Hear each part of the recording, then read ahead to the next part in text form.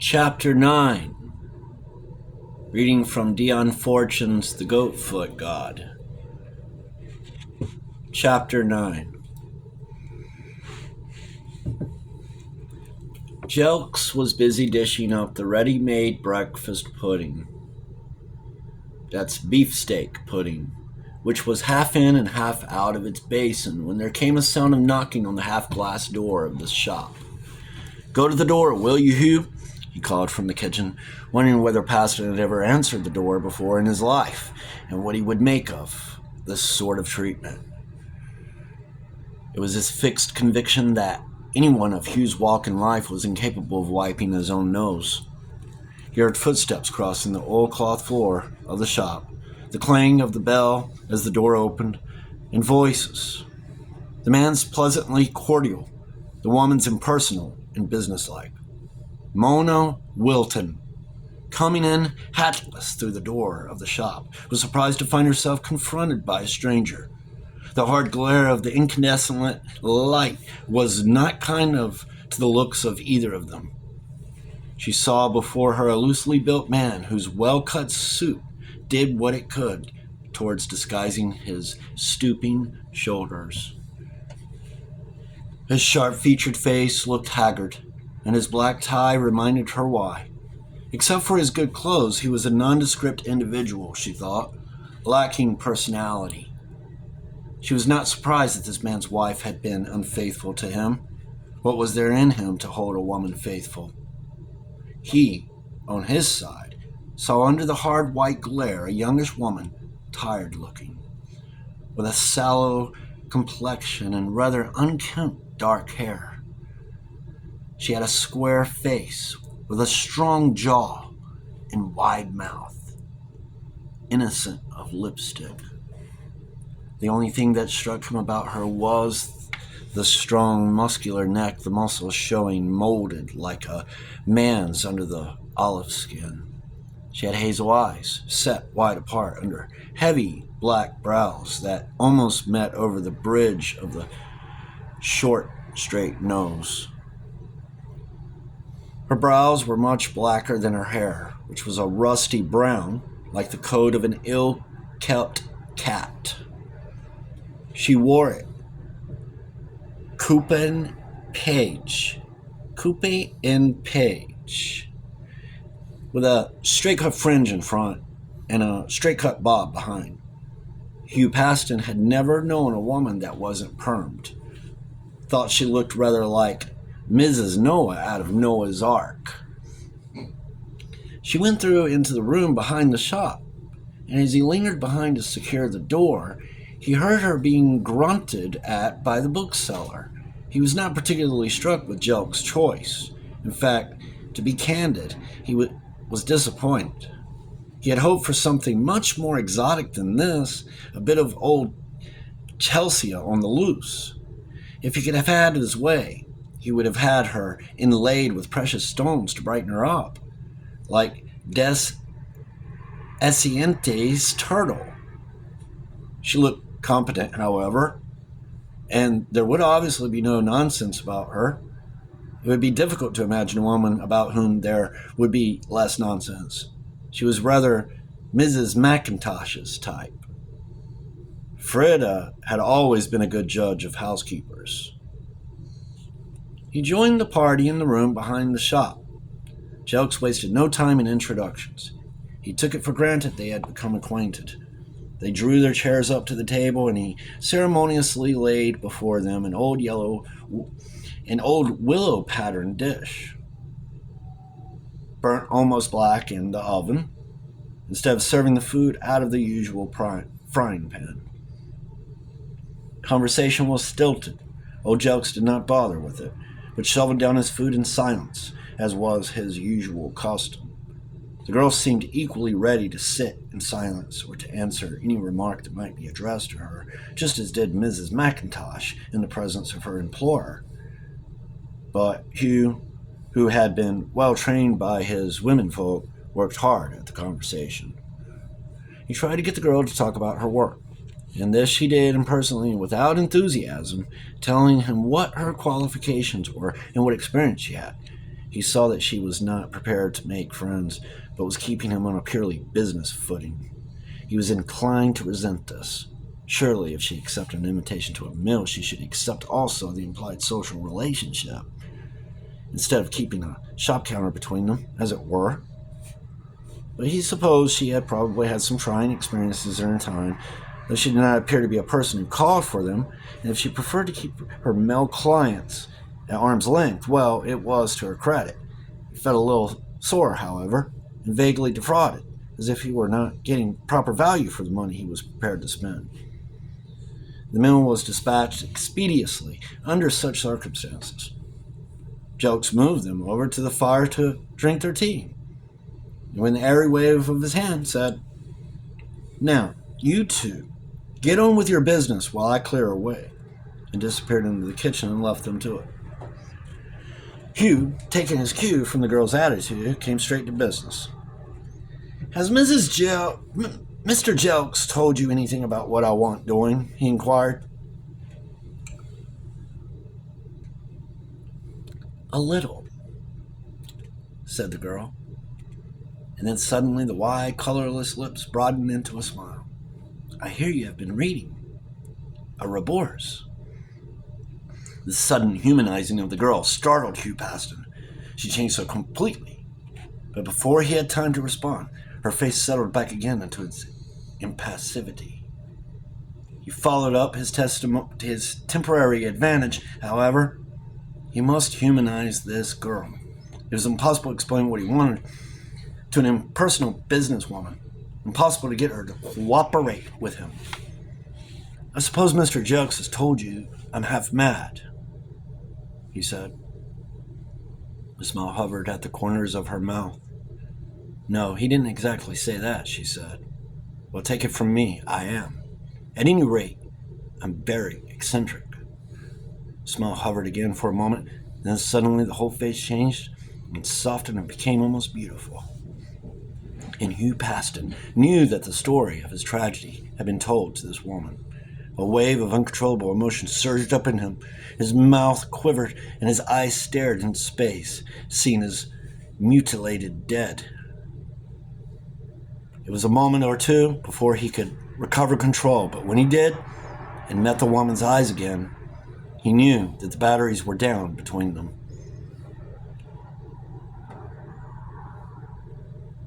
He moved uneasily in his seat, seeking desperately for some remark that would serve to break the silence and bring the atmosphere back to normal.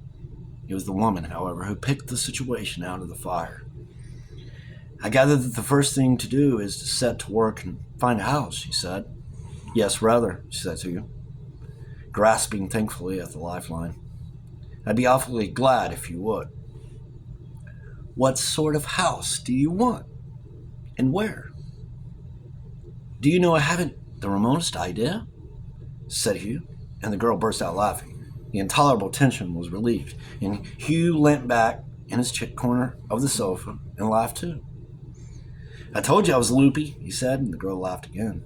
But behind the laughter was the knowledge of why it was that this man had torn everything he possessed from himself and flung it aside, and what torments of the soul lay behind the eccentricity. To laugh at him and make him laugh at himself was the only safe thing to do at the moment. There is something to equal laughter, either as camouflage or safety valve. Mona Wilton leant forward, resting her elbow on her knee and her chin on her hand, and considered him. "It is to be a mixture of La Basse and a Rabors, is it?" she said. "Yes, that's exactly it," replied Hugh eagerly, his fecile attention distracted and caught as she had meant it to be. "Does access to town or anything like that matter?" "Not a ha'porth."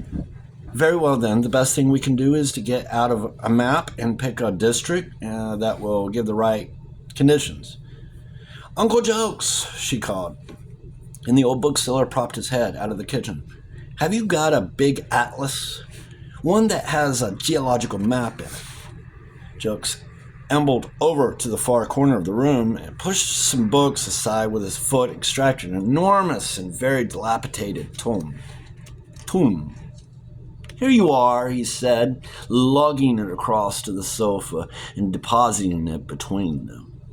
It's pretty ancient, but I guess the geological strata hasn't changed much since it was published. And I want a pencil and a ruler, please. Huh? Said the bookseller. So you're at that game, are you? He gave her what she required and disappeared into the kitchen again, apparently getting on with the washing up, an unheard of performance.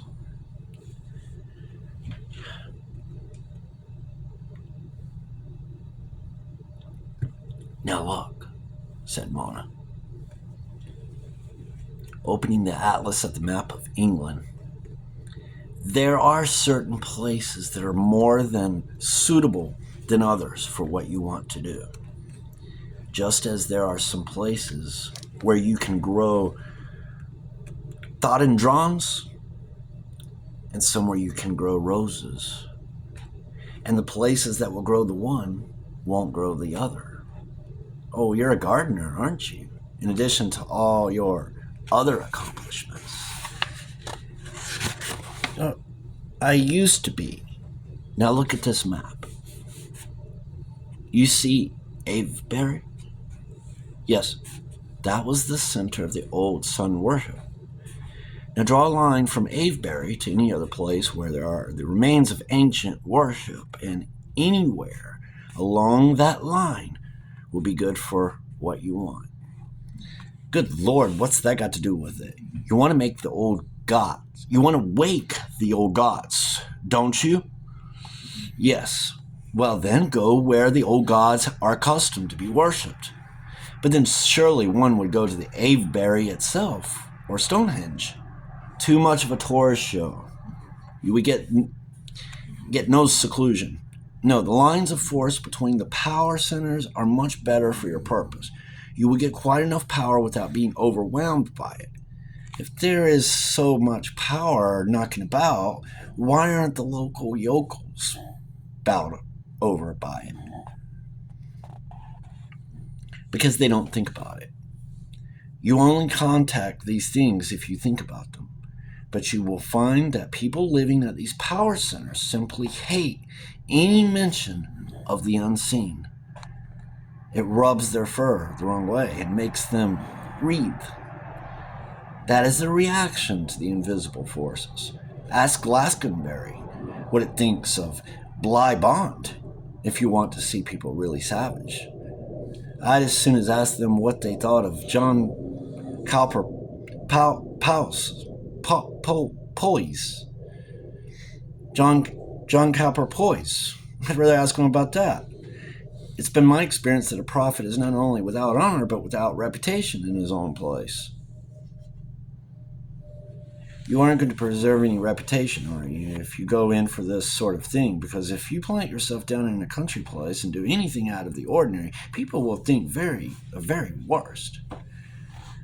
The worse the better. One thing I want to be spared is local society. A slow smile spread across Mona Wilton's face as she bent over the maps. You will be spared that, all right, she said. Well, now, look here. I've got my finger on Avebury. What next? Put the edge of the ruler on it and revolve it slowly. Where is it now?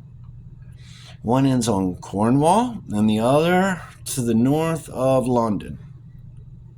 Can you see Tentacle? Yes, it's just north of my ruler. Then bring the ruler onto Tentacle. That's the western power center. Now draw a line across the map to Avebury. You ran the pencil down the ruler. Now project your line to St. Albans. Is that straight? Dead straight. It's one line. St. Albans is the eastern power center. Now take St. Albans Head in Dorset and lay your ruler from there to Lindisfarne, off the Northumberland coast. Does that pass through Avebury? Yes. Well, Lindisfarne is the northern power center. So you see, if you take a line through Avebury from either Lindisfarne or Tingagel, you will end up with St. Albans. Odd, isn't it? Yes, it's odd, but I don't quite see why it's odd. St. Alban was the first British saint. Look here, we don't want any saints in this business. Don't you realize that these prehistoric saints are really the old gods with a coat of whitewash? Do you know that somewhere in the neighborhood, sometimes actually in the crypts of the oldest cathedrals, the ones with some Saxon work in them, you invariably find traces of the old sun worshippers? What's the reason for that? It's quite simple and natural if you think it out. The old pagan Britons were in the habit of having fairs when they assembled at their holy centers for the big sun festivals. The fairs went on just the same, whether they were pagan or Christian, and the missionary centers grew up where the crowds came together. When the king was converted, they just changed the sun for the sun, S-O-N. The common people never knew the difference. They went for the fun of the fair and took part in the ceremonies to bring good luck and make the fields fertile. How were they to know the difference between Good Friday and the spring plogging festival? There was a human sacrifice on both occasions. So when you want to get on the track of the old gods, you sniff around the hills of the Dean and Chapter because you know they won't be very far off. Yes, that's it. You see, where people have been in the habit of reaching out towards the unseen, they were a kind of track. And it's much easier to get out that way. But surely to goodness the Dean and Chapter would exorcise the whole affair with bell, book, and candle if they knew. Of course they would. And that's why we who worship the old gods use the lines of force between the power centers and not the power centers themselves, because those power centers have all been exercised long ago. But they didn't know enough to know the lines of force, so they never exercised those. How do they exercise them? They put up chapels dedicated to St. Michael, whose function is to keep down the forces of the underworld, and has perpetual adoration there. There is one right on top of Glastonbury Tor, and another on St. Michael's Mount in Cornwall, and a third on Mount St. Michael in Brittany. And those three make a perfect triangle. And I'll tell you a funny thing about the one on top of Glastonbury Tor. The body of the church fell down in an earthquake and left the tower standing. And a standing tower is one of the symbols of the old gods, so the devil had the best of it down there. Are the old gods synonymous with the devil? Christians think they are. What do you think they are? I think they're the same as the Freudian subconscious. Oh, do you? Now I wonder what you mean by that. Shall we get on with our house hunting?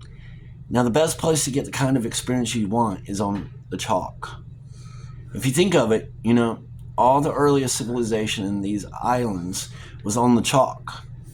Turn over the page and look at the geological map and see where that line of yours runs through the chalk. It runs through quite a lot of chalk, doesn't it? Avebury's on the chalk, and St. Albans is on the chalk. Well, anywhere on that line where it runs through the chalk will serve your purpose. That's narrowed the field of search down very satisfactory. Now, what's the next move? Get a large-scale ordnance map and look for standing stones and hammer pulls. What in the world are standing stones? They are supposed to be the altars of ancient sacrifices, but as a matter of fact, they are the sighting marks on these lines of force between the power centers. The stones on the high places and the hammer pulls in the bottoms. So hammer pulls were to do with ancient forges. You get hammer pulls in parts where there is no iron, so they can't be. Then what did ancient man dam the streams for?